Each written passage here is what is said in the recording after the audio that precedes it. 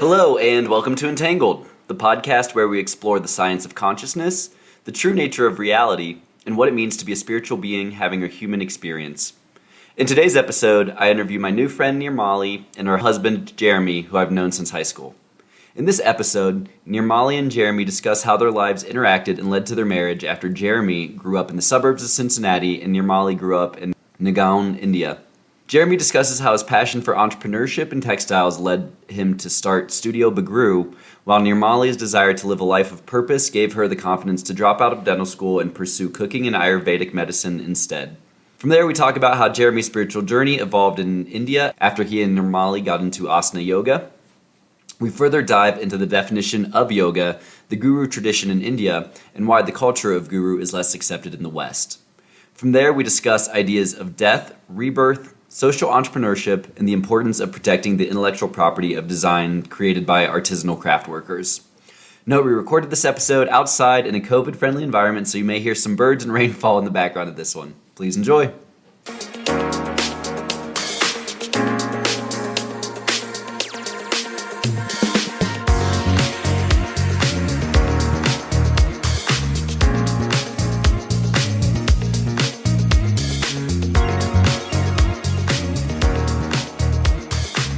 Nirmali and Jeremy, how are y'all doing today? Doing well, yeah. Thanks for having us. Yeah, thanks for having us. Awesome. Well, very excited to be interviewing you both today for the first 2-for-1 episode of Entangled. So with that, Nirmali, why don't you give us a little bit of your background, and then Jeremy, a little bit of your background, how we know each other, and then how the two of your stories came together. Sure. Yeah, I'm kind of a college dropout. So before 5 years ago, I was studying to be a dentist. But then finally, I'm like, no way, this is not what I want to do. So I dropped it. And that moment when I figuring out what I want to do, I was very confident. I'm not scared that, I'm out of college, future is gone. Because in India, it's very important that you have to be graduated. So yeah, at that moment I met Jeremy. And yeah, a kind of a easy struggle rather than, you were lost. And it was easy to figure out, to compose myself, what I want to go ahead with. So that's it. And then in this last 5 years, I've been find out that I want to love about anything food, like history, cuisine, cooking. And then I'm a believer of food is your medicine. The way we fuel up our vehicle, food is the vehicle to run the whole body. So I'm into that matter. I've been studying a lot. I studied about this Ayurvedic philosophy of what to eat, how to have a healthy life. And while going on that journey, I also ended up learning yoga. And that's another big field of yoga. So yeah, this all yoga, eating good, trying to be mindful, those things makes me my everyday running. So we went to Wyoming school together. You were 1 year below me, and I can't remember the first time we met, but our older siblings were also classmates. Ashley and Nicholas were in the same year. And after Wyoming, I went to college in Union College in Schenectady, New York. And in 2009, I signed up for a term abroad to India. 21 days traveling through India with an economics and anthropology professor. And one day, as we were traveling through India, we stopped in a place called Bagru, which is a city about 30 miles west of Jaipur, the capital of the state of Rajasthan in western India, borders to Pakistan. Yeah. And in Bagru, they have a 400-year history of hand block printing. So they carve wooden blocks and use inks and dyes to embellish fabric. And it's a craft that's been evident in India for thousands of years. But in this place, Bagru, it's really flourished in the last 400 years as Jaipur has grown and international trade has grown, and now people that are in textiles and fashion know about this type of technique. Bagru is a very well-known town where this happens. So after visiting that place in this term abroad, and one day I had this idea, like I wanted to move there and work with the artisans to promote their craft. And my college has something called the Minerva Fellowship, which is a grant for graduates that want to move abroad and either work with an existing organization that's in health or community development or an NGO, or there's the option to write your own program, choose your own adventure. And so after visiting Bagru that day, I wrote a proposal that I wanted to move there and collaborate with the artisans to create a new business model that would give them more power over their independent businesses. Because the way that their supply chain was set up was very busy with intermediaries and traders and wholesalers who each took a margin of the profit when it went from the maker all the way to the end consumer, whether it was someone out in Colorado that was shopping in a store for pillowcases. So anyways, I ended up getting this grant, and in 2010, after I graduated from college, I packed up a backpack and I moved to India. And what was supposed to be a 10-month program in India, then I had to come back to the college for 10 weeks of lecture, pretty much turned into 10 years, and actually, just about 4 months ago, Nirmali and I moved back to India, back to the U.S. He's stuck in India still. Yeah, so that one move, like, it turned into many different business ventures. And in between, I came back to the U.S. for my graduate MBA, and then was doing some corporate sourcing for a while, then moved back to India, and overall have been there 8 years over the last, I guess now 12 years, coming in 22. That's such an interesting story for both of you, so I'm really excited for the conversation today. Jeremy, to start with, what was that cultural transition like coming from the suburbs of Cincinnati, traditional suburbia type upbringing, to living in India for close to a decade? Well, I always feel really grateful and fortunate that I grew up with parents that really valued international travel, and they were able to take my brothers and I on trips around the world. And so I was exposed to those type of like foreign environments and cultures that I wasn't used to. Because, yeah, like you said, it's like a bubble in suburbia, especially here in Ohio. So I kind of knew like what I was getting myself into, you could say. And it was actually my second trip to India. My first trip to India was in 2000, and that was when I was like 12 years old. But when I moved to Bagru, there was a lot of transition. I mean, I literally had just a backpack when I got off the bus. In Bagru? In Bagru, on the highway. So the way to get to Bagru, first, say you're in Cincinnati, you fly to like Chicago or New York, and you get on a long-haul flight to either London or to Middle East, and from there then you get a direct flight to either Mumbai or Delhi, which are like the big cities in India. Delhi's the capital, and Mumbai is like another big metropolitan, kind of like New York City, you could say. So I actually had flown into Mumbai and immediately got very sick, and I was in the hotel room for like a week, just like trying to get over a bad case of food poisoning. And finally, I was planning to like take a train from Mumbai to Jaipur, but I wanted to get there because because of the sick time, I like didn't have as much time as I thought before to arrive in Bagru. So I ended up flying to Delhi. Then from Delhi, it was a 5-hour bus to Jaipur. Then from Jaipur, it was another hour bus out to Bagru. And that's on the middle of the highway in rural Rajasthan. So, going down the highway, you see camels, you see elephants, you see ox carts, you see babas, religious people, sadhus with turbans dressed in orange and white and red on religious pilgrimages. And so then Bagru is kind of actually a medium-sized town in India. There's about 30,000 people that live there, or lived there when I first got there. And I walked with my backpack about a mile to where I was supposed to meet my host father, you could say. And he picked me up there, and then we drove another 10-15 minutes on his motorcycle through a dirt road, getting more rural. And then we came to a place called Chipaka Mohla, which is like the printer community. So Chipa is actually the surname of the group of artisans. So Chapai in Hindi means to print. And so these people have that surname Chipa.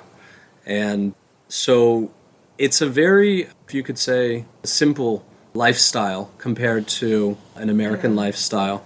There's one thing I think I've noticed since I've got back is that like Americans love collecting things. Yep. Yeah, we do not have. And there is like mostly just the basic. Some people will not even have a bed. They sleep in the floor. Mm-hmm. It's so different. Yeah. So when I first got there, we pumped our own water in the morning from a pipe that hadn't been there that long. There was also a well just outside the house I was staying in for the local, you could say that they call it gully, which is like a road, a path, kind of like a path with a few houses on it. And there's in the middle of that path, there was a water pump. And so the toilets are in the ground. There's squat toilet, we call it. And no air conditioning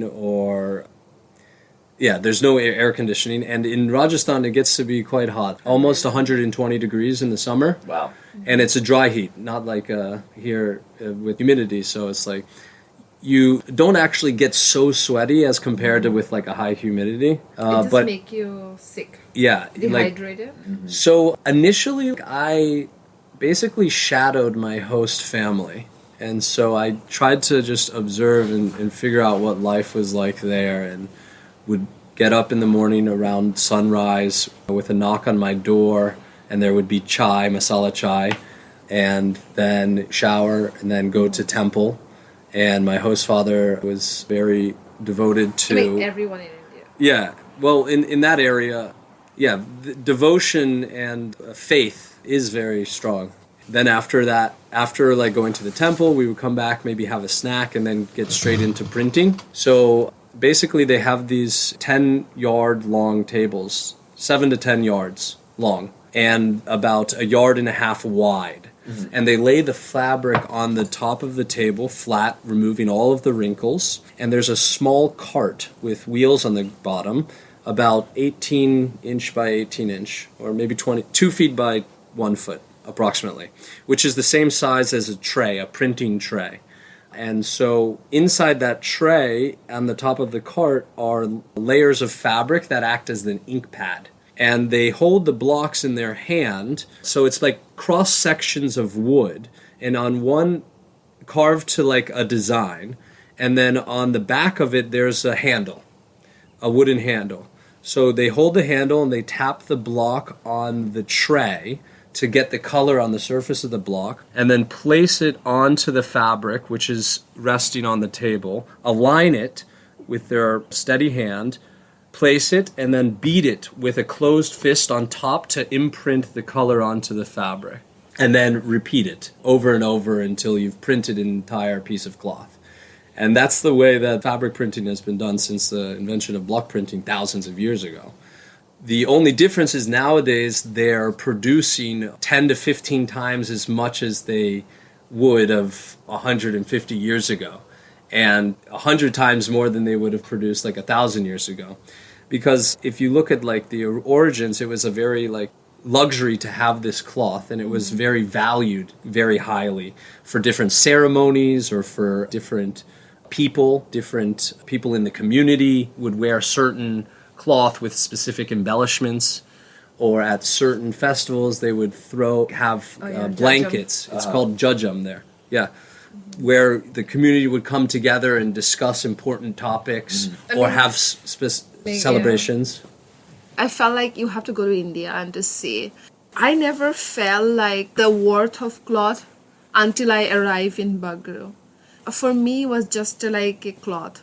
But the day I arrived and I met over the time, the sense like, oh my God, just to make my one shirt, there is 10 people who goes behind the whole process.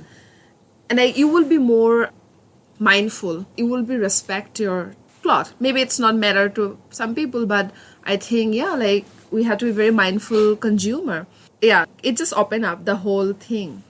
For me as a consumer or as a human.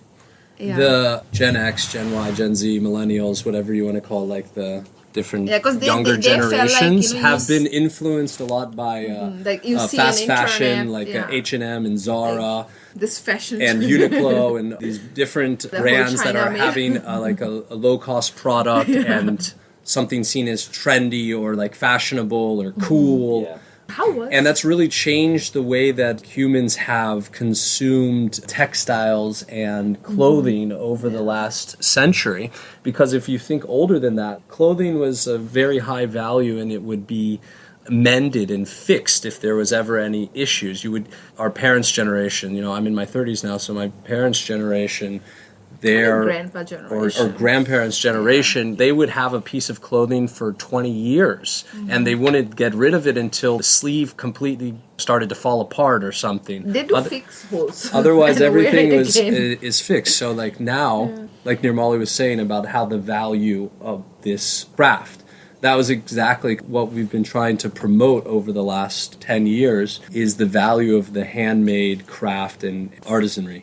That's really well put, and it gets back to Nirmali, what you were kind of mentioning earlier about coming to America as your first time and just seeing how much stuff we collect, and this emphasis on materiality, right? We're recording this a few days after Christmas when just, my niece got, I think, 8 different Pokemon stuffed animals for Christmas, right? And it's like, all right, I mean, I love it, and I love her to death, but it's like, does she need that many in one sitting? Like, are you really actually appreciating it? And to your point with clothing, we've very much taken that same mentality, and there's just so much waste, and people don't really respect the materials and the work that comes into it. So I'm curious, Nirmali, have you seen, maybe just take a step back first, could you talk a little bit about where you grew up, what drove your eventual move to Jaipur, and we can go from there.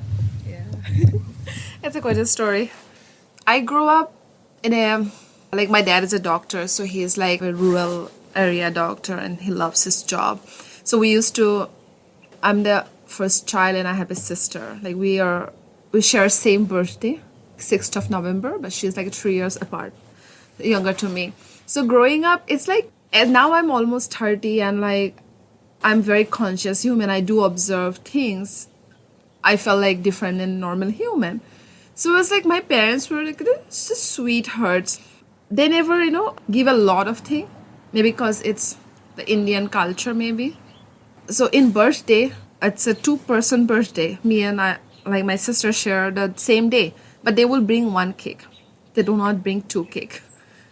But the people who got invited to the birthday, they were teasing us like, oh yeah, they're trying to give only 1 cake. They don't like you. It's a birthday. All this bad thing. But my parents was like clear. You have to share it. This is 1 cake. That's it. No question. Because it's a fact, right? How you grow up. Because you learn everything. Because there's so many research out there. We develop the whole subconscious while we grow up. And the whole life depends on that. You act that way. But anyway. What was the city that your birth city? It's Nagaon. Like Assam, I think most people know for Assam tea. Like it's a kind of a big deal in a tea industry. It's like, it's just below Bhutan and Burma. It's beautiful. Like growing up was amazing. Though like as an Indian parent, they always push you to go study.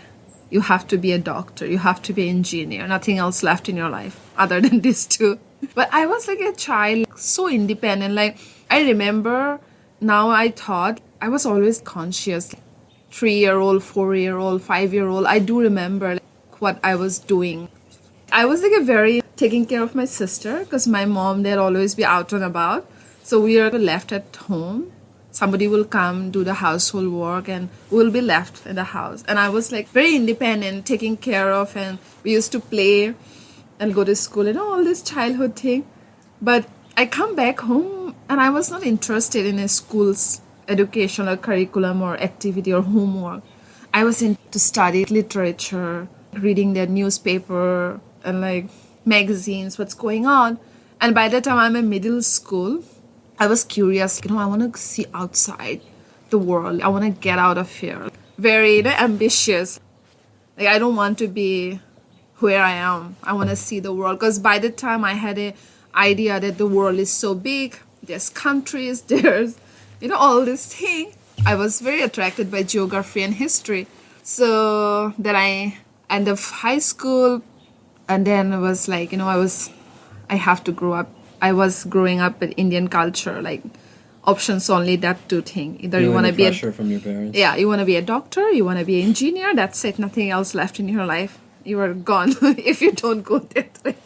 At the end of the day, you have to obey your parents. Just two choices. Yeah, I don't know now, like 20s kid, what they feel, but when I was grew up in 90s or beginning of 2000, there was that. So somehow, I don't know how I ended up in Jaipur. There was a moment like, I thought I want to go outside of India to study, but my mom, no, you should just be inside India. But yeah, and again, like, I was very independent. Like, though there was a parents' pressure, but they do ask what I want to do. They do listen. But at the same time, you have to be a doctor. So I ended up in Jaipur. And I was very sad when I was maybe 18 or 19, some age. And Jaipur, Assam is like, green water, river, mountain. It's amazing. The biggest city in Assam is Guwahati, and there's how many people there? I don't know. Maybe 1 million? Yeah. And in Jaipur is a few million? Yeah, it's like, but the geographical, such a green area, and here desert. Desert, yeah. No trees, sand dunes. And I'm like, how I ended up here. But though, again, like, I'm just a 19-year-old girl, very ambitious. Okay, I'm going to study. All these dreams, but at the same time, like, I was, again, another independence was out there. You don't have to tell your parents where you are going because you were so away and you were late, beginning of 20s, you were so independent, you felt like you were the best. You can do anything what you want. So I used to get all the, whatever my parents gave me money, I used to save it, and whenever I have break, I just go to Himalaya, like Rishikesh, Uttarakhand, Himachal, everywhere where I can go within a 6-hour, 5-hour distance. Again, as a girl in India, it's kind of people say, girls, you have to be very careful. Boys are not good out there and this and that. But I never had any bad experience personally. I would be like in the middle of night in a bus somewhere in the mountain. Maybe I'm the only one. And like going, it's crazy, all this. And I was very happy and never felt like falling in love or I have to get married, all this girl's dream. It was most about just go out, see what's going on. So 3 years gone in my college like that. Though I had a boyfriend, but not serious. But I was mostly exploring. So 3 years gone, final year, it's a lot of study in a dental school. And I was like, no way, it's not going to serve me in future. I don't want to be sitting taking care of somebody's teeth. But again, always in my head, I want to help people. But then I thought, being doctor, maybe you can, or dentist can help people. Maybe because that's a notion. Just fine to stay into the work. Yeah. So but that you didn't feel bad about the work you were doing. Like you wanted to try to maybe make it work.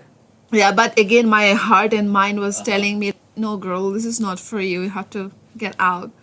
And by this 3 years of exploring, I exposed myself to lots of things. Oh my God, I explored the way to be a diplomat because I want to go out. I want to see the world. I see the other options. What can you study? But then in the final year, I have to go to exam to finish the college or I have to get out of it and figure out my future life. That was there. And I chose to go to dump it in. I will see what happened. And so, a couple follow-up questions to that. What did you decide to do after you decided to drop out of school? So, it was not easy. Jeremy knows it. I met him at that point. I met him very interested way.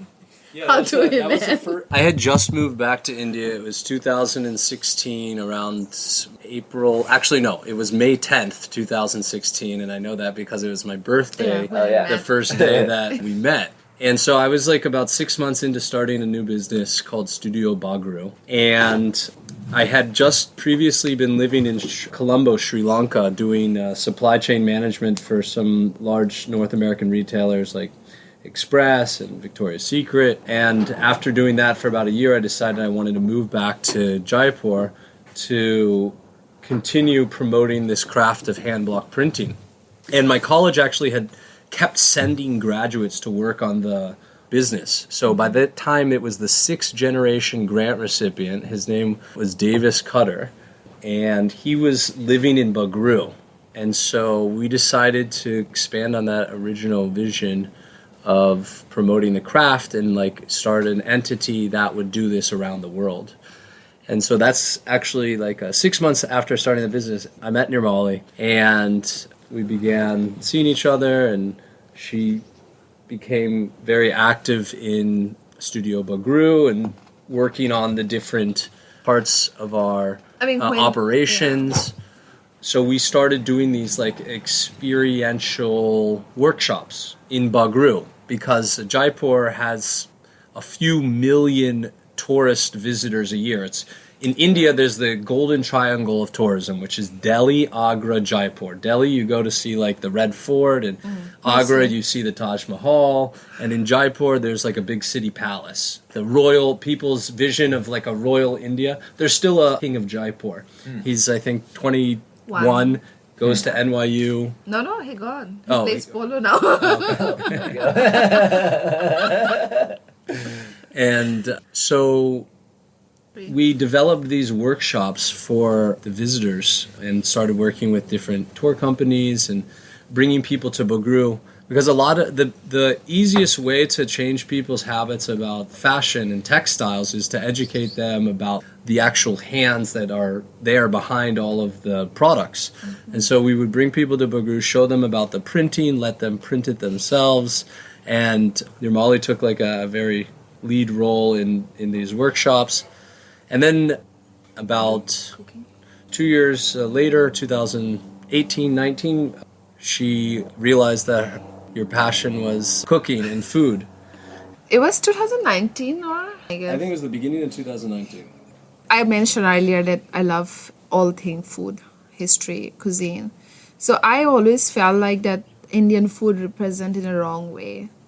It's like, what is curry? We don't have any curry. But if you go to every place, you say, look, you find every same orange color gravy and everything you dump into it, and this is your Indian food. So I felt like as Jaipur get lots of people from all over the world, it's a very good way to let them see what is Indian food. Because every household in every area or say suburb, if we just, as we're sitting in America, have different food. And it's so beautiful, and it's so tasty. And I thought that was the way to introduce, and maybe if it's impact only 10 people, that's a lot. Like they know what is Indian food is. That's where we started. But so we set up a kitchen studio with a couple gas burners and like all of the spices on the wall and little containers. And Nirmali came up with like a Spice 101 introduction, teaching the guests about the main spices in certain Indian cuisine. Like she said, like everywhere you go, there's different cuisine.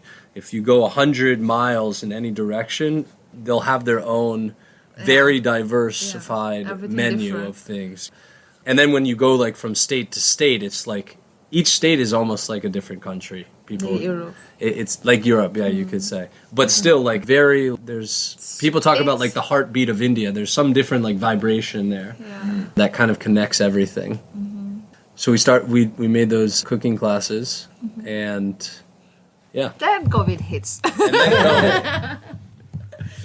Well, I definitely want to come back to, what transpired after COVID hit. But before we do that, I wanted to go back to something you were talking about earlier in your story, Nirmali, about how your parents and many Indian parents are focused on getting a practical job, like being a doctor or lawyer, engineer. It's also professional. And then how do you think about that aspect of Indian culture and please correct me if this is just coming from an Americanized view of Indian culture, but my interpretation is that there still remains a very rich historical, spiritual tradition in India. I know for myself, the Vedic tradition and history has been really important in my own spiritual journey. And so I'm curious how you think about that spiritual history with the maybe newer phenomenon of you need to do something practical, you need to be a lawyer, you need to be a doctor, and how you've seen those different elements throughout Indian society. I mean, I see at the end, when you're very serious, ill patients, doctor will tell, it's just on the hands of God. Let's just pray that he's alive. Let's just pray that it works out before big operations. So I think, it runs through the whole Indian culture. Have faith in God. And growing up, my mom, a big believer of God. She will go to God. She believes that that's the ultimate answer. If you have worries, go to God. And I think they do also felt like answers. It shows in there. But personally, I have a trouble on the whole structure of God belief. I believe energy, faith, or all these things. But for me, it's hard to that, okay, let's go to this what's this called? Shiva, and then Krishna, and then like this Lakshmi. For me, it's hard to identify them. They all are equal, and you just pray. Because in Indian culture, Monday is the Shiva day. You have to offer milk and take a 7 days, I think 7 Monday or 12 Monday something, right? Like if you want to have a good relation or if you want to achieve something. In certain traditions. It's all over pretty much in North India. So it's a huge deal. Like before exam, kids will go to the God and like, oh God, please pass me. Like I will do this for you if you do that to me. Like that barter system, they do happen inside. But again, what you talk about, see this beautiful Vedic culture and this whole beautiful Hinduism. I'm no one to talk, but what my understanding is that cultures is still away, a millions kilometer away from real culture, because modern culture. There for them it's like Monday, Tuesday, Thursday God. For them still, I don't know about the scholars study, because there is lots of university where you go and study this spirituality, Vedic culture in Banaras Hindu University or wherever. But in real life, say there will be like, okay, your sun, moon, planet, something happening, like astrologer will come and they will say if you offer one portion of food to 5 people, that will be balanced out. People do believe and do that. But I do saw many people like who studied Ved, who studied Upanishads. It's beautiful. But it's very rare that maybe a very few Indians have a knowledge of that beautiful literature, script, or mythology, or whatever you want to say. But again, in the normal society, they're far away from that. There's a big gap, yeah. And then Jeremy, on your end, I would love to hear about what was your religious upbringing like and how did your spiritual journey develop as you moved to India? Yeah, it's been really interesting as I've spent more time in India and learned new things every day about the ancient history and the Vedic knowledge and different traditions everywhere you go in India and the very rich cultures. So I grew up in mostly we went to temple, a Jewish temple, and it wasn't a very rigid religious upbringing, and didn't really talk in detail at home about God or belief so much. We were left to our own interpretation, at least growing up. We were too busy doing dancing and piano and traveling. And so it wasn't really until, I guess, I moved to India that part of my life started to develop. Growing up, I always had questions about the deeper meanings of life, or was there a God? Who is God? What does God do? Where do we all come from? What's the purpose of being here? All these big life questions, but there was no answer I had seen that satisfied my questions about the universe. What's the meaning of it all? Until I guess I got to India, and it wasn't, even if I didn't ask those questions, there was some new energy or feeling or part of my lifestyle that felt more connected to the earth and to the other people in the community and the people I interacted with. And as I guess my first kind of spiritual experience in India, there's a festival called Guru Purnima, which is like the day you celebrate for Guru. Guru is can be interpreted as a lot of different things, but mostly it's like a teacher or like a wise guide. man. A guide. Yeah. Some people say it's the person that brings you from darkness to lightness, and so. And do you think that it has to be kind of one guru? Is that the tradition in India? Some people, yeah. Uh-huh. They say that they do guru mantra. They will tell you something very only you and the guru, like on your ear. There's different Yeah. traditions of having a guru and different interpretations. If you look into like taking someone as a guru in like the ancient concept, they have, I think, The this. guru shishya, yeah, like they will have a bunch of kids coming to Gurukul, like a school, Gurukul if you modern interpretation, and then guru will observe everyone. And then he will pick only one. And you are mine. And then he will do Guru Mantra. But there's a lot of different ways of gurus. But in Bagru, they had, his name was Shamdazi Maharaj. Maharaj is like a very big. Das, you can also tell about the Das. Maha means big, and then Raj is Big guy. big guy, like important person. And he lived at one specific temple and had been there basically a very long time, and he was revered as very honest and truthful. And I mean, we kind of grew up in a modern time, so it will be a little hard to tell the whole definition of guru maybe, because I do not have any guru. Like, I'm a person who believes that you can be your own guru. Like, you do have that superpower, though we don't use them. But in India, I think what we saw that every temple will have a guy. The whole community will believe him as a wise man. every Hindu Hindu temple. temple, yeah. So he Not will every be temple though has a guru. Hindu temple, yeah, pretty much. Birla Mandir has a guru. No, Birla Mandir is just a tourist attraction. That's not a mandir. But anyway, now you go into that ashram, right? Like Neem Karoli Baba, like you will see. So it's about, I think the whole guru is that what my belief or what I see, that he is a wise man who studied maybe Veds, Upanishads, Shastra, like these are big books. Not necessarily Bhagavad Gita or all this Mahabharata, Ramayana, these are all the Vedic texts or big books. So in early age, they will pick up some boys, not girls, only boys, and they will put in a certain training. So potentially he will be a next guru. So in that duration of training to be a guru, these are modern word, but this is what it is. So in the whole training, like say it's a 16-year-old kid in some village, and then he will be picked up, and then he will send it to a training in a gurukul, kushti, like a martial art. He have to go through that practice. He have to study Sanskrit. Many ancient books are written on that language or dialect, like alphabet Sanskrit. So he have to read that, and Upanishads, Ved, how to do chanting. The Buddhism also do chanting. The Hindu has also notes of chanting. So then I think they have a school system. They have to pass some exams of something of Gurukul.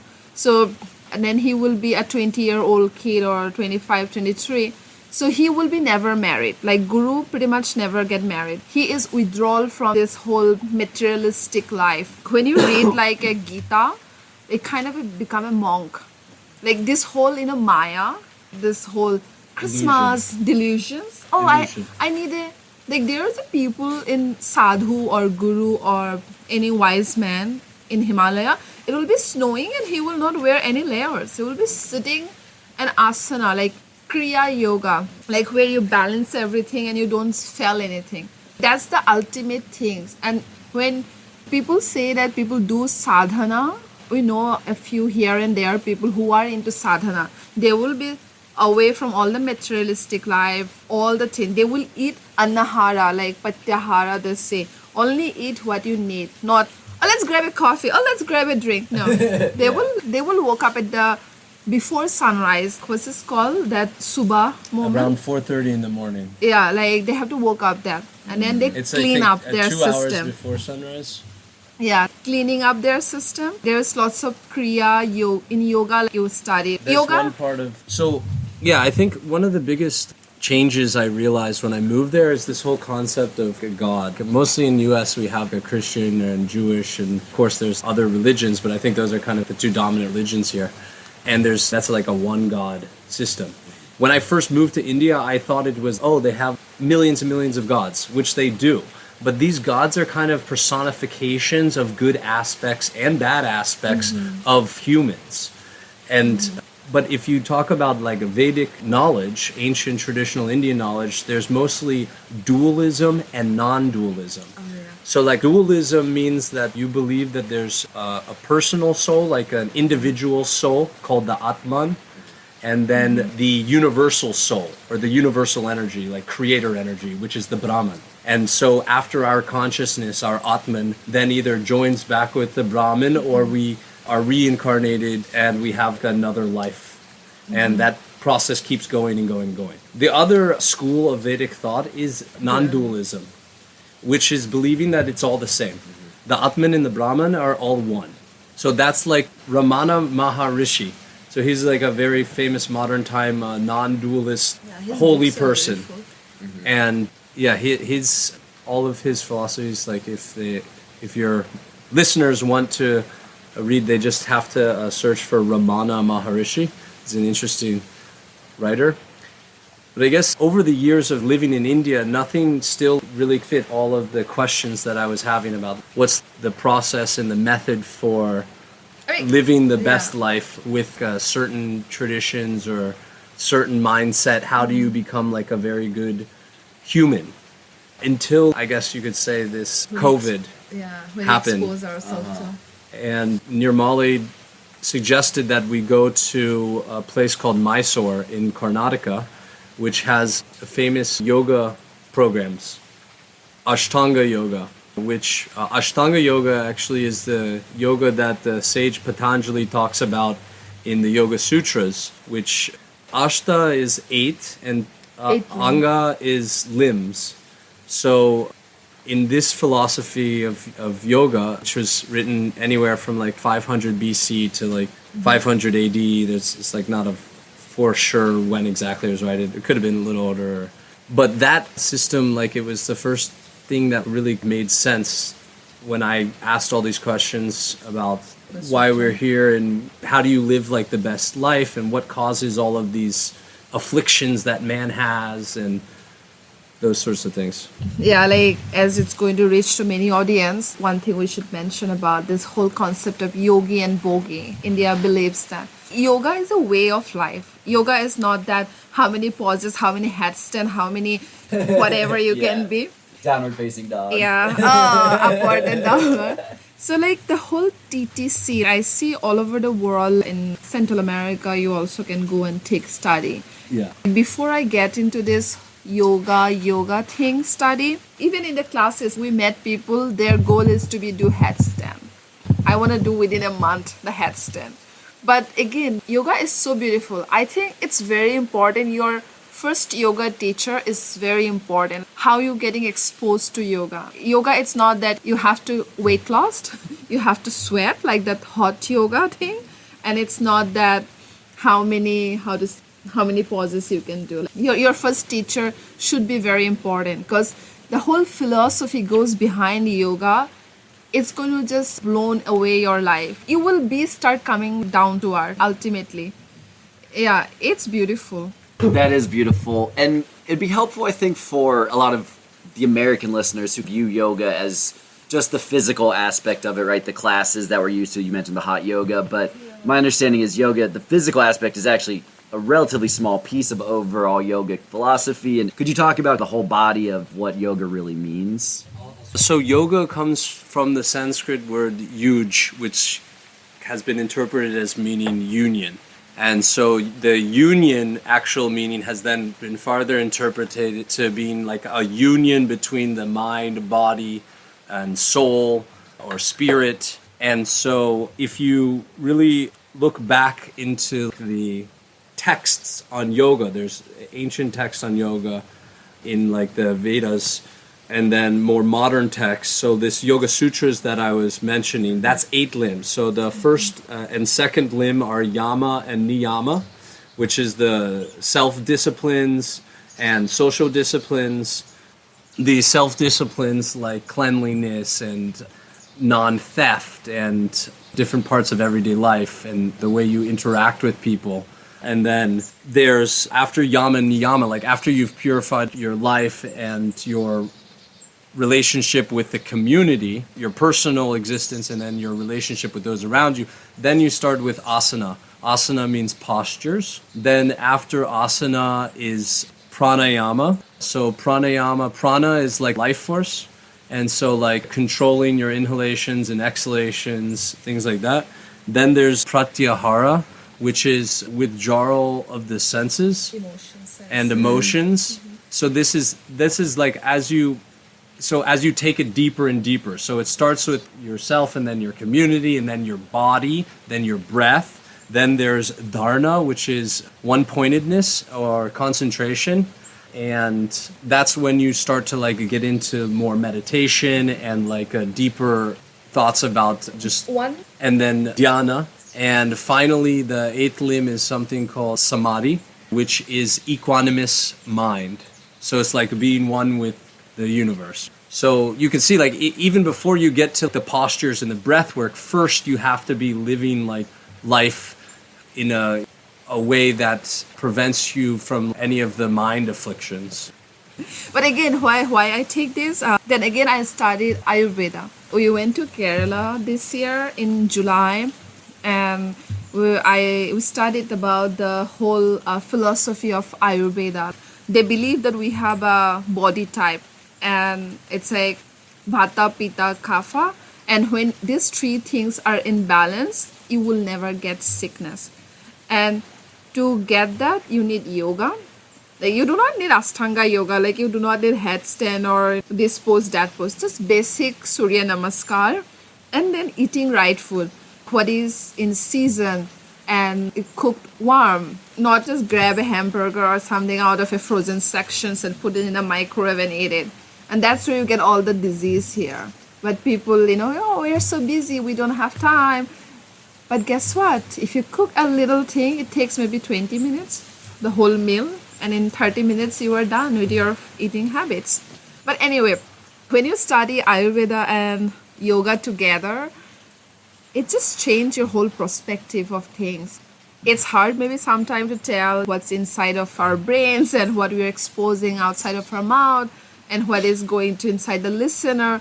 But I feel like, see, the curiosity, the more curious you are, and then it leads you to the questions. When you arise questions, you want to look for answers.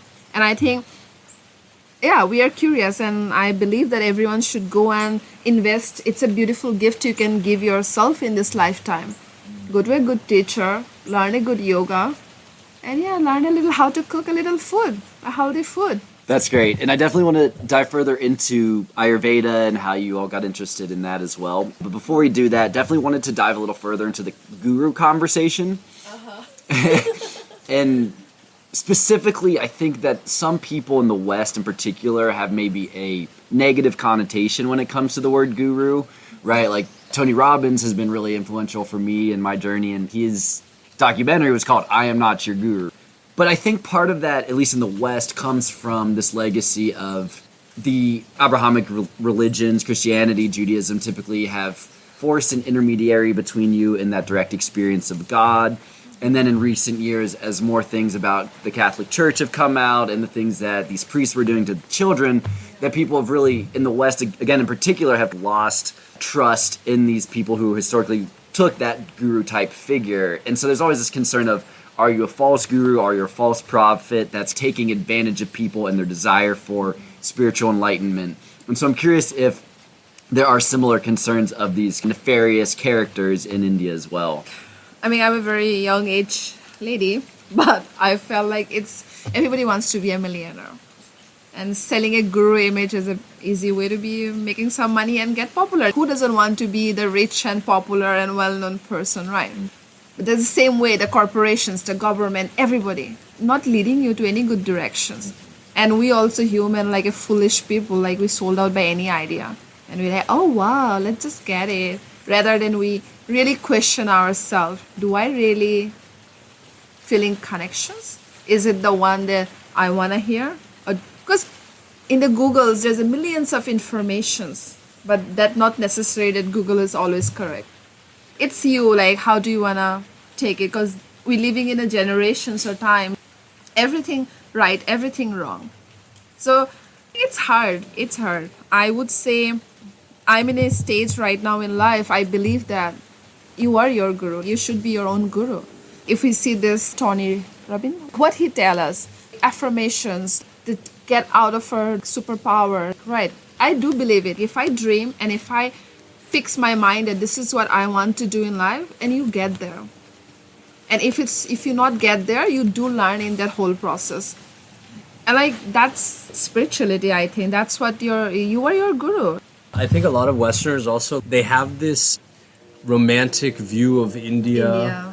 And they want to, like that movie Eat, Pray, Love. Oh, I think was that was like very influential on a certain group of people. And I think in Jaipur we saw a lot of travelers that encompassed that mindset, going to India, opening up about spirituality, finding a guru. I mean, see, the conversation leads you to many things, yeah.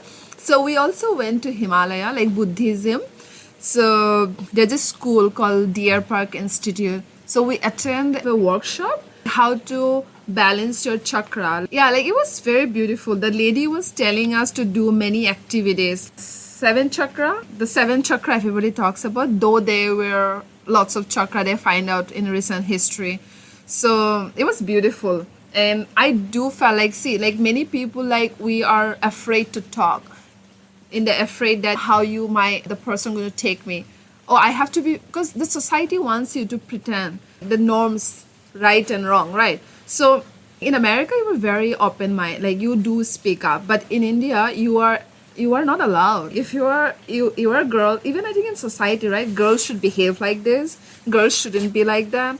And we are in a social gathering. You have to behave like this way. You are not behave like that way. So I think we are suppressed to express ourselves, and that's where that your chakra is out of balance. So there's 7 chakras in your body, up and down the spine. Like those are the major chakras, one at the top of your head, one at your third eye, one in your throat, your heart, your belly button, your genitals, and just down at the root of your sacral. And each one is associated with different behaviors and different attitudes in your life, both mentally and physically. And they're also represented by different colors of the spectrum, so like a red, orange, yellow, green, blue, indigo, violet from bottom to top. And in this workshop, basically, it's called the chakra balancing. Mm-hmm. First, you drew a picture of your body. So you lay down on the ground, and then you like use a pen to trace around your body. And then using colored pencils and markers and everything, the first thing you do is kind of draw what you think of your body. And anything. Some people said that there was a big pain in certain areas, or like there would be more color in the throat or the heart, or some people had things coming out of their head or all around their body. One person had like feet that were shaped like a duck. She loves ducks, and she like thought she was like a duck.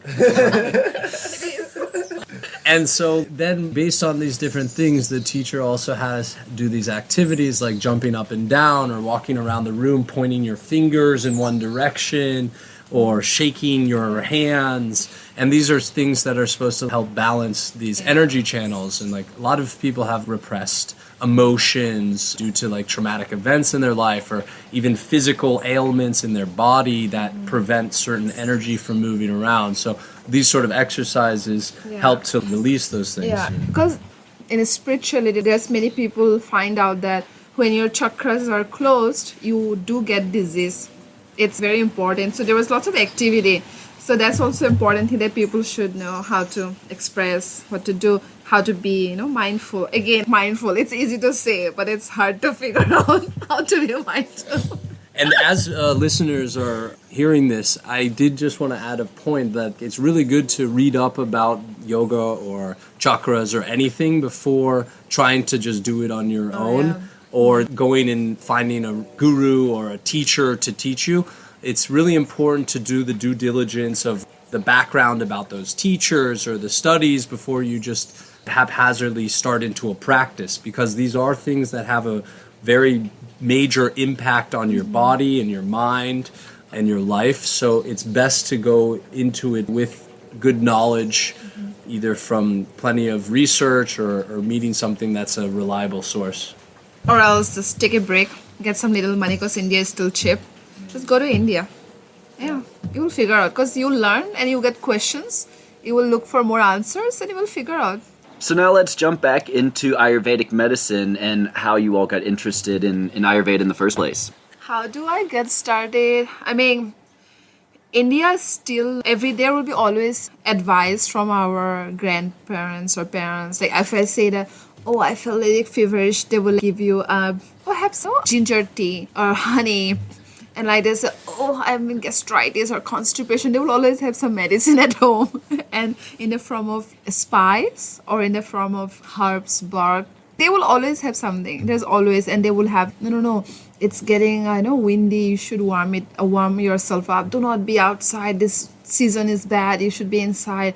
There are always all these things. And I was never motivated, the whole connection of why is this, but later in my life, last 5 years, I'm like, whoa. Our body reacts. Yeah, like to our different grandparents never have so much disease what we have right now, right?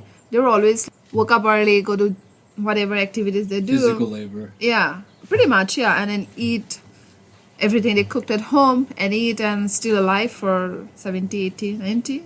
My grandma is still alive. She's still, want to do something, want to be active. So 2015, when I was figure out that I don't want to be a dentist, I want to do something else. And food also one thing that I enjoy eating, talking, cooking, anything. Then I start finding out in this world of internet, the Greek philosophy of food and this ancient Ayurveda and this Chinese or Tibetan. There's all connections. I'm sure when the whole continent, when it was together, they must have something back in the time. And this allopathic RX, the doctor, right? Before prescription. Yeah, all the Greek thing. You're talking about like the RX? And then the Hippocrates, what's his name? Hippocratic oath? That guy told, right? Like food will be your medicine. And then there's millions and millions of texts in Chinese traditions. They talk about food. I read few books about Tibetan medicines, Chinese yin yang, and this whole Ayurveda. Veda, as we talk about Veds, there's this 4 Ved. So Ayurveda is also a part of Ved. So there's this small, like, what is Ayurveda? If you ask me, the teachers say it's a way of life. It's not that, okay, I got fever, this is medicine. I got cough, this is the medicine. It's not that. They start trying to cure your internal thing because they believe when it's balanced, no disease can get you. I mean, when we went to Kerala, like to study that, we never talked about this whole COVID. When COVID, cough and cold symptoms, it's go away. Indians don't get scared of cold. When Corona came, they had so many home remedies. And if you look at the population of that country, not even 1% got affected. Yeah, and then later half, they were, oh my God, there's no oxygen, this, that. Like we always know that there was no hospital per capita of population. So yeah, that thing we need to fix maybe in that country. But if you look at the population, it was negligible, I think, was affected by Corona. Immediately they had medicine at their home. Eat ginger, eat this, eat clove, like this, that. So the whole Ayurveda, it's about what to eat, how to eat, when to eat, this whole philosophy. And so you talked about a bit about COVID, and I'm curious about your views on allopathic medicine in general in this culture that we have in the West of vaccinating your children very young, and then also as you get sick, what I would deem as more sick care, right, where it's all about these prescription pills and people go back every day. And how do you view that? Do you think it's something that could be used in tandem with Ayurvedic, or is it in many ways just strictly contradictory to Ayurvedic? I mean, yeah, there's people who do all this research and there's lots of people, like I have no one to tell my comments. But the whole COVID time, Jeremy and I traveled the whole India. We were in a Himalaya, we went to Assam, where I come from. We were traveling. India was closed 3 months for traveling around within the country. And in June, they opened up. And in July, we were in an airplane. And we were everywhere. I stopped using sanitizer because I don't sold out by the idea that sanitizing will do anything. And yeah, we were out and about. And we never got anything. For using precautions. It was just taking a distance from people. I think that the American culture, there is like actually the amount of distance that people keep is a lot closer than in other places. What I noticed in India... You're talking about like 6 feet for COVID yes, kind of thing? Yes. Okay. Previous to COVID, I think people were much closer when they interacted than necessarily in other parts of the world. In Europe also, like they get close, they hug and kiss in some places on the cheek. But in India, there's not that much space. We don't express our affection. No, there's other ways to say No, just eating food. Eat, that's our affection. Yeah, you will see it when you go there. But we cannot express publicly our emotions, affections. Yeah, we also cry less. Men, when boys, this in every culture, like boys are not allowed to cry. And girls are this and that. Yeah, all this Ayurvedic philosophy again, like drinking warm water, taking ginger tea, tulsi tea, and all these things. Yeah, I do feel it makes sense.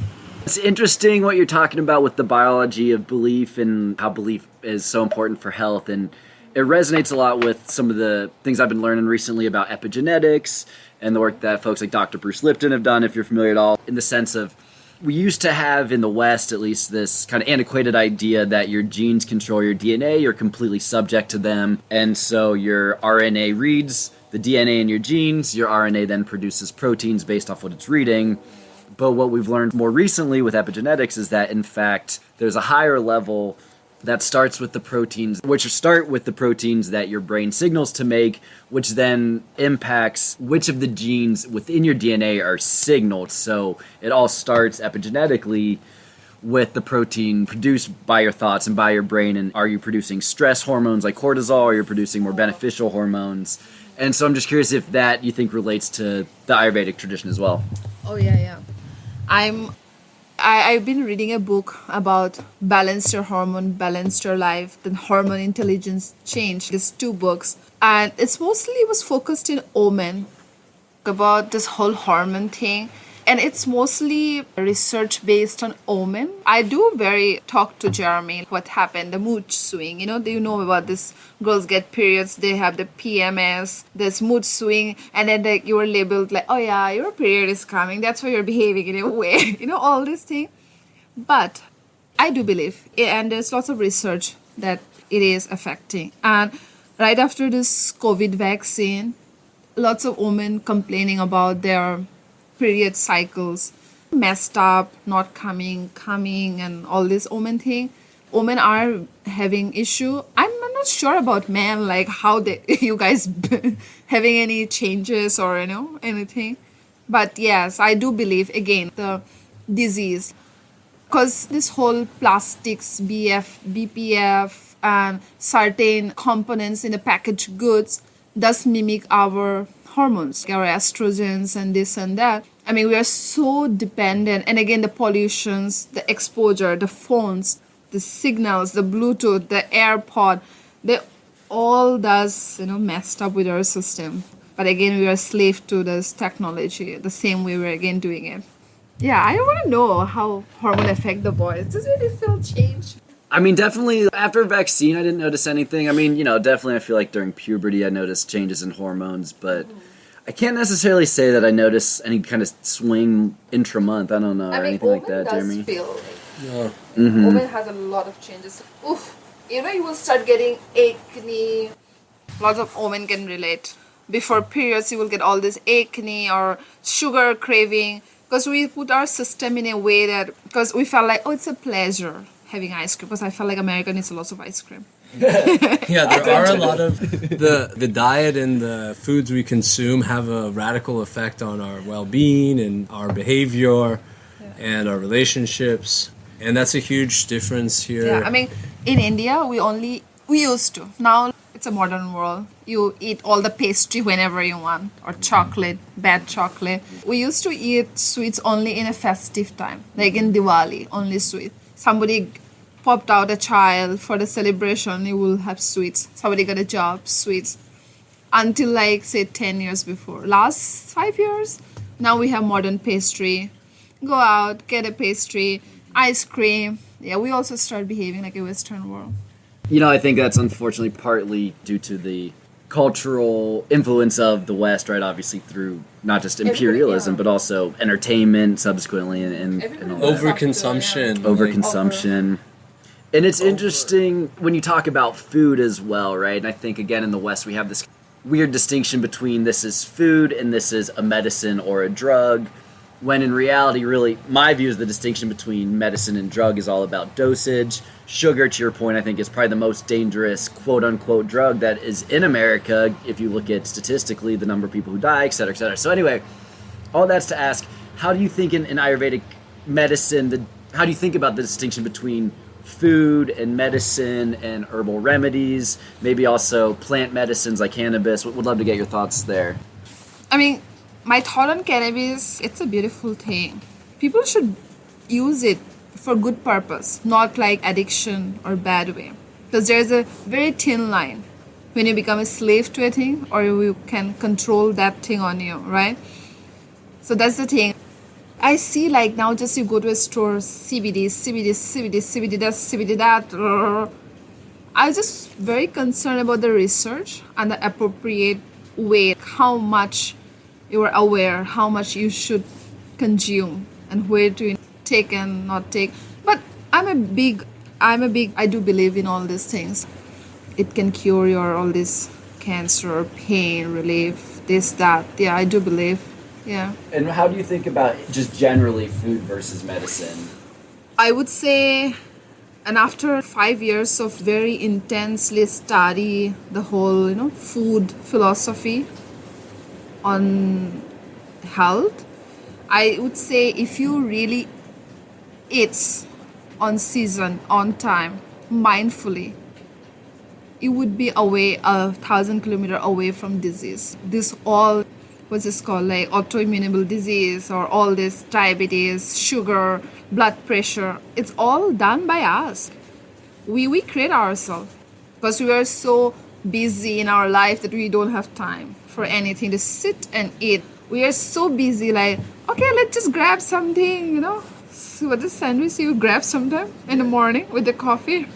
You have to go to work. So bad, so bad. And convenient. And the sad part is that the government and the rules and regulation, this food industry, how they get the license when they know this whole aisle of cereals, they know it's poison, but they're still okay to be out in the market. And again, health food is so expensive. Why? Why health food is so expensive? Just because that we do not grow our things, we have to buy from third party, fourth party. It's another thing. Like we kind of see the supply chain of the health food industry. There's lots of herbs and all. Herbs was cheap in India, but recent year Ayurvedic medicines ingredient also goes up because the demand is more in the market. It has to go up. But again, I always ask myself, why organic? But I mean, organic, what is organic? There's nothing organic. The seeds are GM. What is organic? Organic will become with the half rotten, right?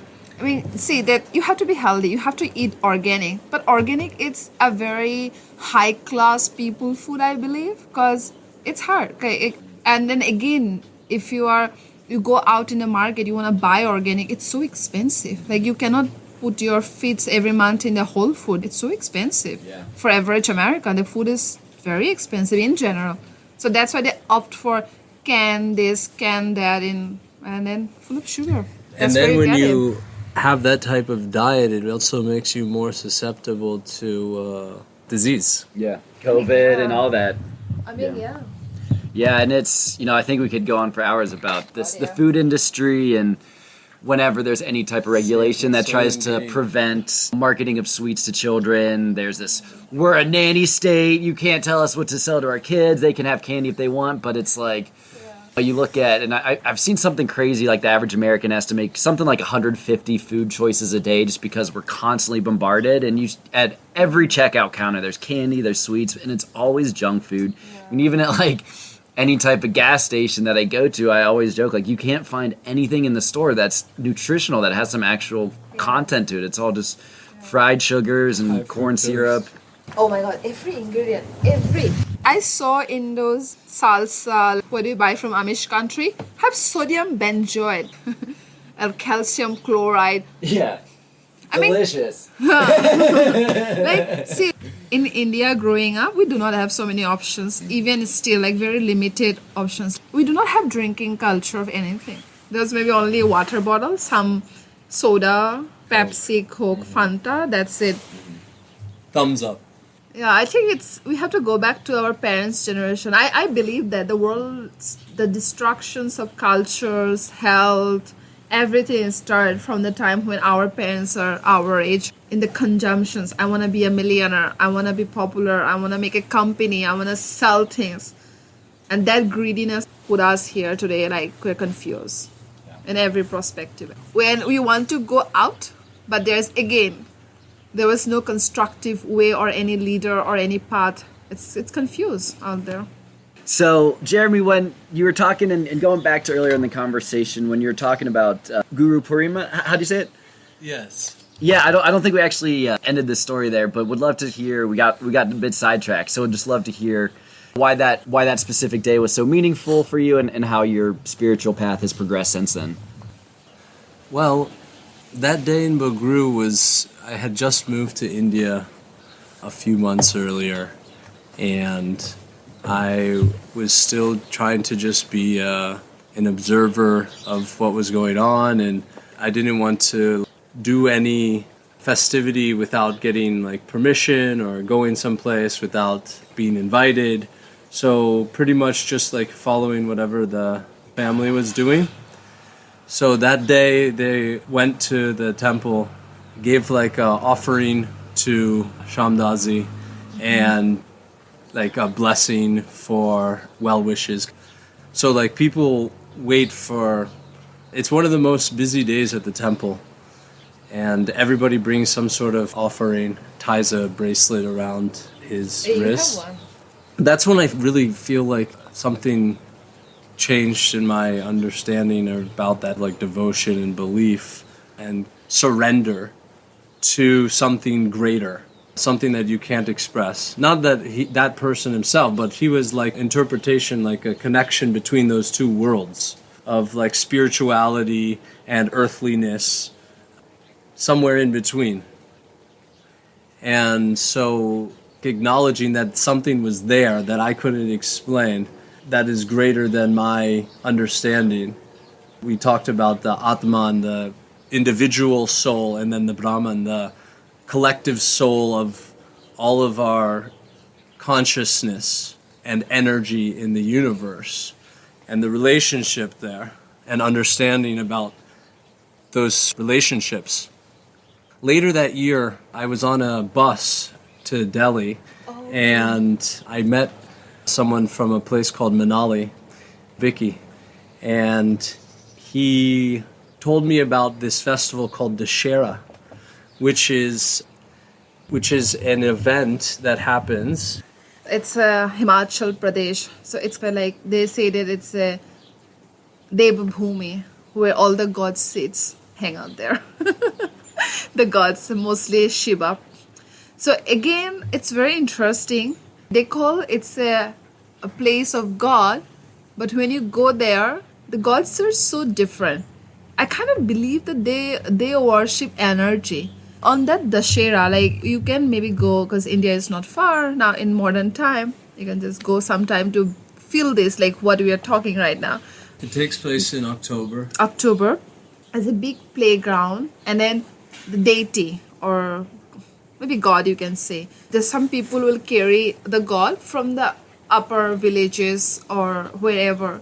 They all will go together in one place, and then the God will tell one guy that I want to meet that God, and they will go to hang out on the other tent of that God. How many God camps are German? There's over, I think, 200 different communities from these small mountain villages that that bring their idols and the energies of the mountain and the gods and to then this festival ground in Manali. So it's like from Delhi, you have to take almost 13-hour bus up winding road, back and forth, hairpin turns, drop-offs that are 1,000 feet into like a ravine, and buses zooming back and forth along this cliff edge. And so you arrive in this place and you look out and you see all the chiseled peaks of the start of the Himalayas, where the mountains are actually getting snow on the top. And if you go farther, you go to a place called, what's the pass? Rohtang Pass. Rohtang Pass, which is the but now highest, they made tunnel. That was the highest pass in navigable pass. So it's called Rohtang La in Tibetan, in that Lahuli dialects. It's the part who consume human. Like you might die there, like Rohtang La. It was danger, but now they made a tunnel, so you can right 5 before that minutes place out. is Manali. So that's a little bit past Kulu. Kulu is the place where they have the Dashera. So I was on this bus and he's like, "Oh, you have to come up here." Then went to that festival. The first year that I moved to India. 2011, you went. Second year I was there. Okay.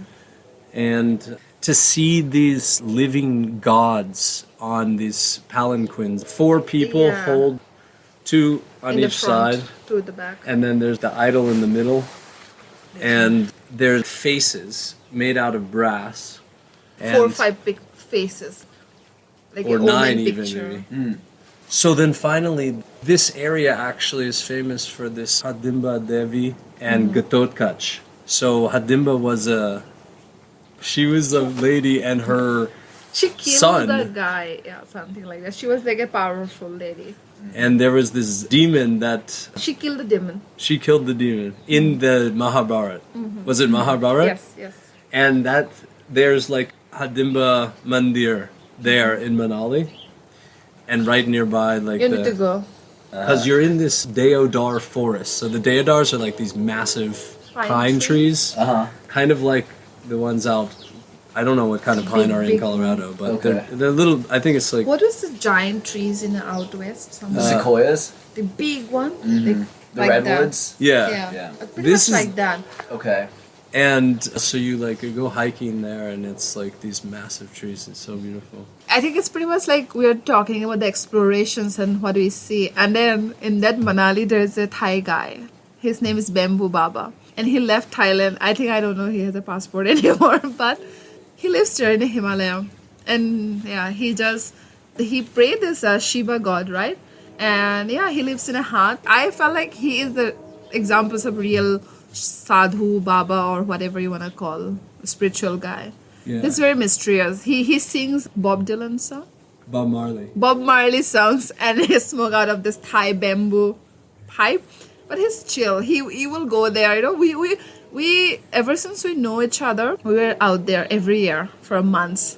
The first trip, I think we went together there. Yeah. And even last time we went. Ever since I June. went to that first Dashera festival, whenever I've been in India, I try to go there. If I'm there in October, I'm going to Dashera. Yeah. It's hard to explain. And if anybody asks, like, what do you find there? I believe that it's emptiness. And there was no expectations. You don't have to answer to anyone. And you were just oneness. That's what I feel. Why I go there, that's what I feel. You could have said that it's a spirituality or it's a god or whatever. Like, that's what I believe. Yeah. The vibrations there. I love it. Yeah. It's beautiful there. And do you think that comes from the place itself, the community of spiritual followers, all the above? From generation and generations, that the Devbhumi, Himachal, it's called, where God sits. I think that's the place, the vibration, and the community who believes in this energy, all this. Yeah, I think so. I think that the mountains, just the massiveness of the mountains and the history of these communities that have been there for thousands of years. And India itself feels spiritual, the whole country. yeah. It's something. I mean, I never spent anywhere last all these years of my life, but I went to Hong Kong and I'm here directly. But I love India so much. India makes you feel something. Like something is there. It's missing here. It's something. I don't know. It's hard to say that's something. That's something I think is spirituality. Yeah. What do you think? Yeah, I don't know if it's spirituality or energy or if you want Energy for sure. if you want to, call it vibrations or just the way you feel. Like- And There's a balance, there's a rhythm, there's something there. You do feel like, the whole circular connection. I felt that way. Like you will see the whole, birth, the whole Life. circle. death, Because I felt that many times. rebirth, Yeah. that cycle. No, the cycles of many times when you out of your balance, you do questions who you are, what's going on, like what I'm missing. But in India, you do feel like, I don't know about many Indians, but I do feel that I do see the whole circle there. Like I feel the energy you can feel there. It's hard to explain. And you talked about the idea of the circle and rebirth, and I'm curious, what are each of your personal views on death and what comes next, if there is a next? As I'm a human of modern era, I do scared of death. As it's just, I don't want to die. I want to be here. Because people are trying to make this artificial intelligence where you also dead bodies are stored that believe that they're going to get back to life. Like the Matrix. Yeah, whatever. Yeah, everybody afraid to be die. Who doesn't want to have this beautiful thing of being alive and dominate the world? But what about the circle thing, like the cycle? Yeah, so I do question myself, what's after that? Because I never met anyone, because I'm a dead listener or believer. Oh my God, there's a story. One of my mother's aunt or someone, she was died. She was in the cemetery, but she woke up. And she came back home. And she started telling that she met the people who died of the family. And then they told her that, this is not your time, you should go back. I heard that story one time. I also had seeing the light incident. When I was 16, I was in a bad car accident in Namibia. I remember that. And I was ejected from the car 50 feet. And the last thing I remember is hitting my head in the roof of the car and then blacked out. And then I saw the white, shining, bright light in a tunnel going towards one direction. And then the calls of my brother, Zachary, Jeremy, coming from another direction. And I could have that moment either one way or another to go. And I vividly remember sitting up, opening my eyes, blinking my eyes, moving my arms. I was laying on the side of the road and look over to see my brother coming. By some grace of the universe, some might say not my time or other plans or whatever, I was coming out with not any major injuries. A couple cuts and bruises here and there, but I was able to... Actually, my whole family was okay. I was the only one not wearing my seatbelt. Yeah. So, you made a choice that I don't want to go to that white light. I want to get back. yeah. Life depends on all the choices we make. Yeah. Yeah. So that I think that there is this energy. There's the energy of existence that we know it, and then there's some other energy that maybe connects everybody. I don't know exactly what that means about the past or the future, the afterlife, and the possible rebirth. In physics, we have this law of matter that means that you can't create or destroy matter. So even in that sense, the energy is there. There are interesting emotions or things we experience in life, like instincts or intuition. These moments of clarity or attraction or repulsion towards certain people or things or likes and dislikes. I'm a person that always goes after what my heart says. I don't allow my brain to calculate my heart's doubts. If I feel, I will do it. If I don't feel, I don't do it. But that's also something, right? Intuition is a big power in life. Yeah, definitely. I was talking to someone recently and they said that they never really felt like one big push from any sort of energy, and they just kind of went with the flow. So going with the flow also might be a thing as well. that instinct or attraction, the way that we describe these things, just in our talking about these emotions, can be misunderstood a lot of times, especially when you are talking with people with a different native language. It just, say, a criminal also not a bad person. He just made a wrong choice. That's why he did that crime. And now he fucked up in a jail or whatever. And if that moment he didn't choose to kill, he would have the nice person on the other side. So it's all about making choices. You go by the flow, you go by the instincts, you go by the... I think everybody came to this life with the agenda. I think it's all spiritual. I learned, I got affected by this, I got this, it's hard. This is life. I think it's mystery. What do you think, Jordan? Yeah. My personal view is that there is this element of a soul that persists and manifests itself into other forms, right, that it probably did in past lives and will in future lives. And what exactly does that look like? Is it another human life? Is it even of this earth? Is there like some element of like Gaian conscious, right, and all that? Like, how does my individual soul factor into that concept of Brahman?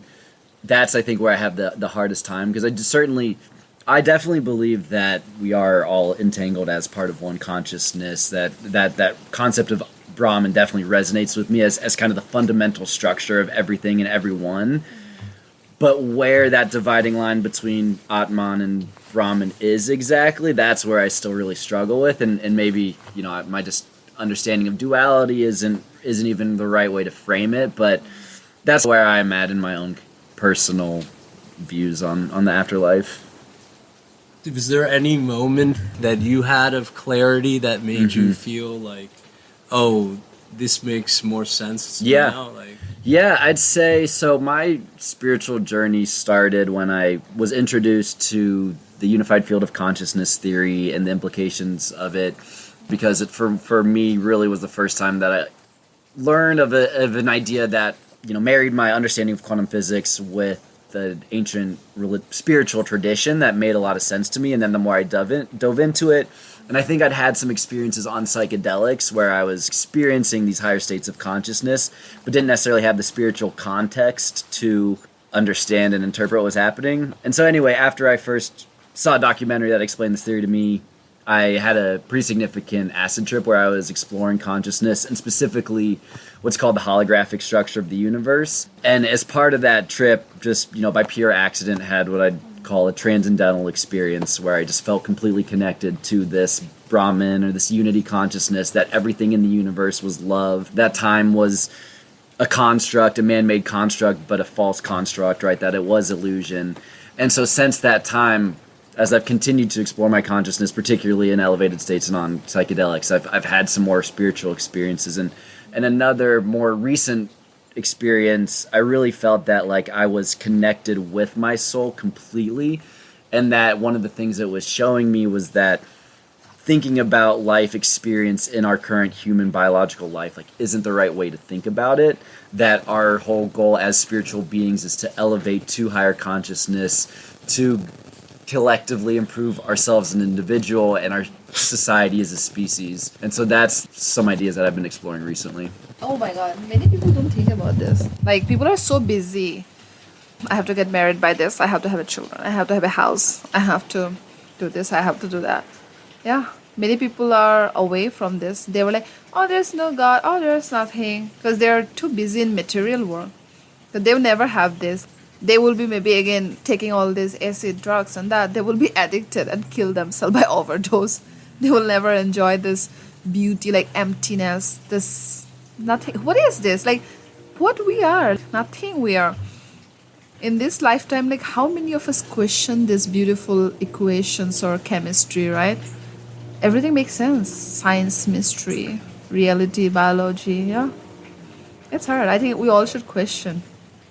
Yeah, asking questions and answers. But the answers also, sometimes people get the wrong answers. Yeah. And they're misled. Or, yeah, that's what happened. Like through societal norms or marketing. I hate advertisement industry. Like I hate that. Yeah, it's interesting because the more I think about it too, right, a lot of it is manipulation at the end of the day, right? It's just how can we get people to consume more and more and more. And one of the things I've also been thinking about lately is just the fundamental principles of capitalism, right? And it's become, in this country at least, almost treason to question capitalism, right? And I'm not saying that we've necessarily historically found better alternatives. Certainly communism didn't prove to be so.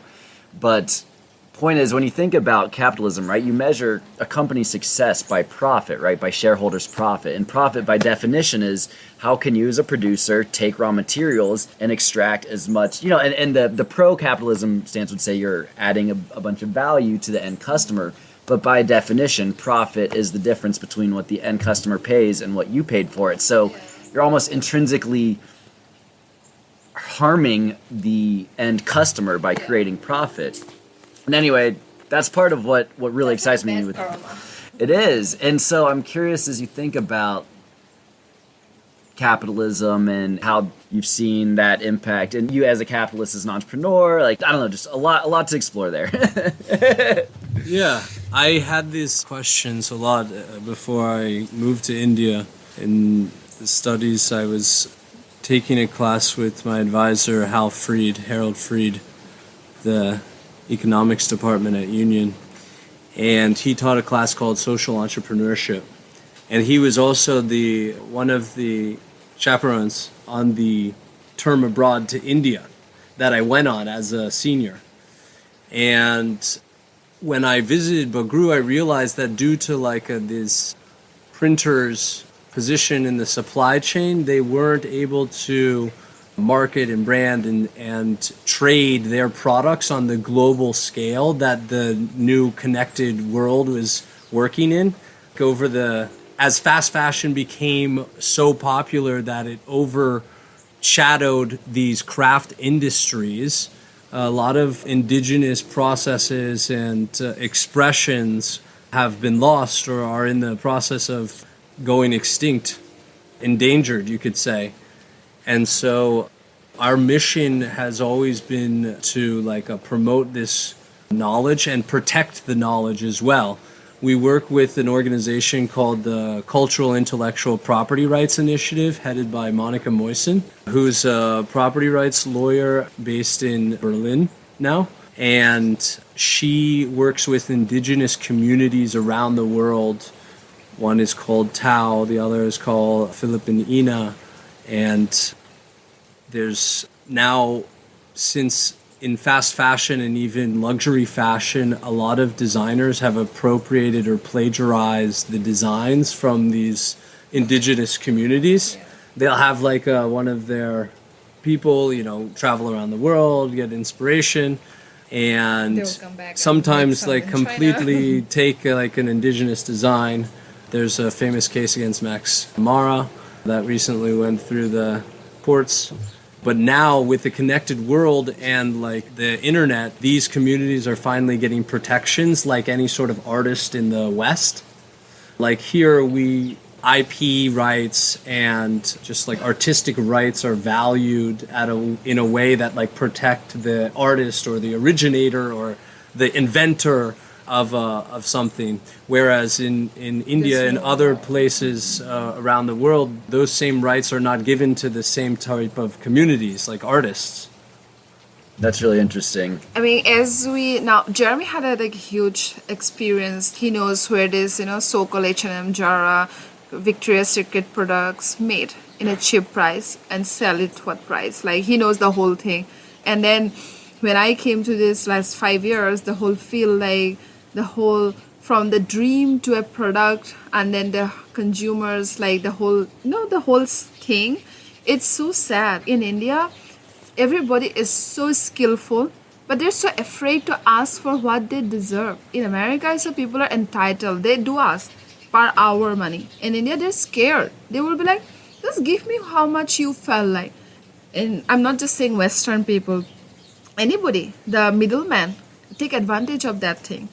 And then this artist or these people never have a freedom of, or never, they even not proud of what they're worth it. It's so bad. Like, I'm trying so hard to tell them that, hey, you should speak up, ask for what you want, but it's hard. And since like the mainstream consumer is being encouraged to consume like a fashion and textiles and clothing a certain way, disposable way almost, the handmade industry has been affected so much. But I think since COVID, now people are starting to value the way they spend money. And I don't know, do you think that we've reached the point of overconsumption and the world is so poisoned that there's hard to fix the problem? This is like the precipice of our generation.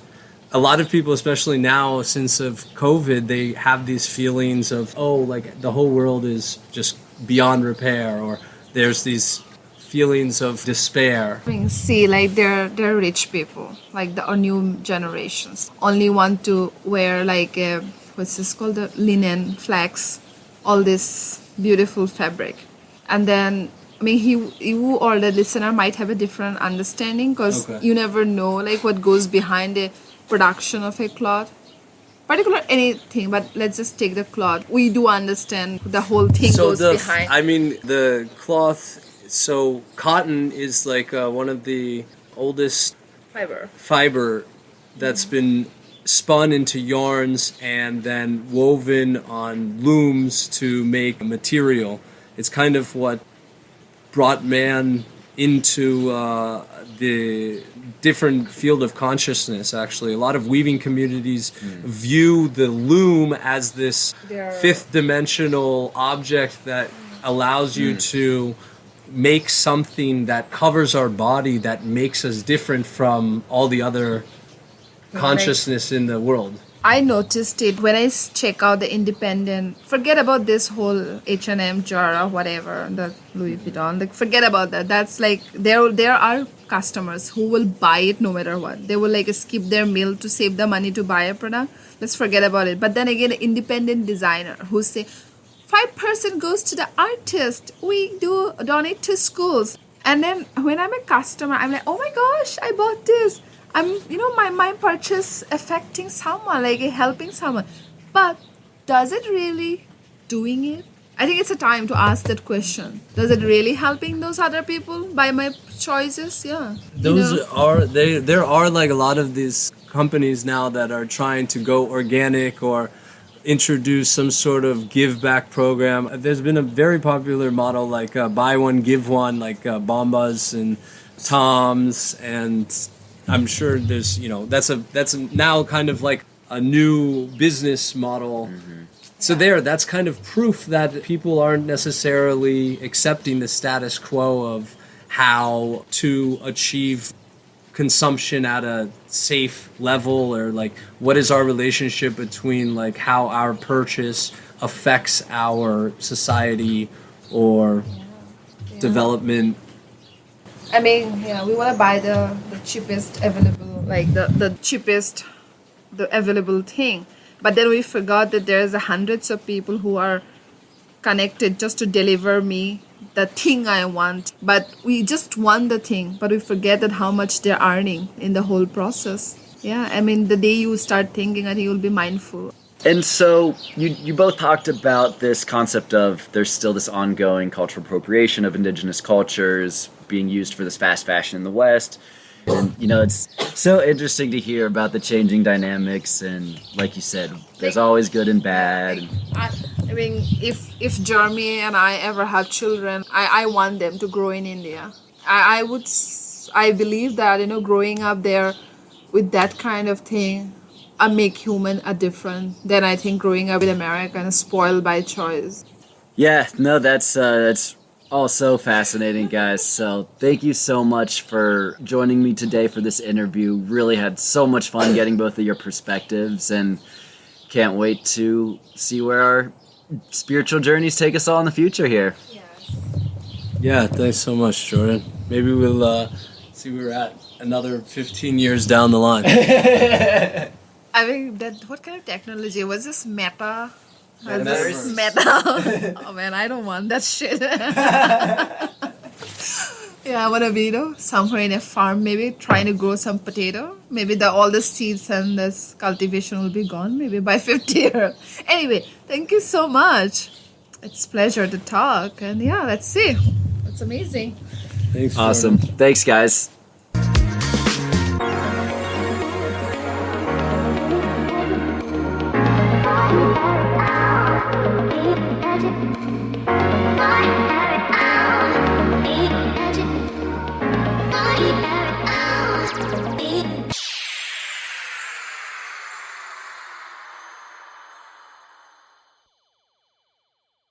Thanks everyone for listening, and I hope you enjoyed the episode.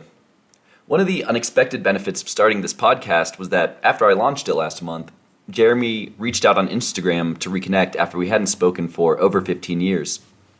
We got together in Cincinnati a few weeks later, and it was incredible to see how we were able to pick up without missing a beat, despite how much time had passed.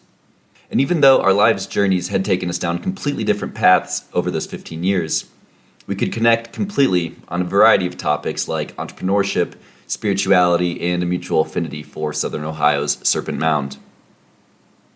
Then as I got to know Nirmali, I saw how this interconnectedness extended to her and Jeremy's story as well. That despite coming from what could not have been more different backgrounds on paper, Nirmali growing up as an Indian girl near the Himalayas and Jeremy as a Jewish boy in the suburbs of Cincinnati, how the things they shared vastly outstripped the things that separated them. And I think that extends to all the illusions of separateness with which we're inundated on a daily basis, be that race, religion, gender, political party, sexual orientation, nationality, or whatever. That these ideas of separateness may in fact be representations of the baser elements of the human psyche, namely the fear of the unknown. And that when we cut through these illusions, we can start to see that in our essence, we're all seeking the same things. Things like love, family, community, friendship, gratitude, and purpose.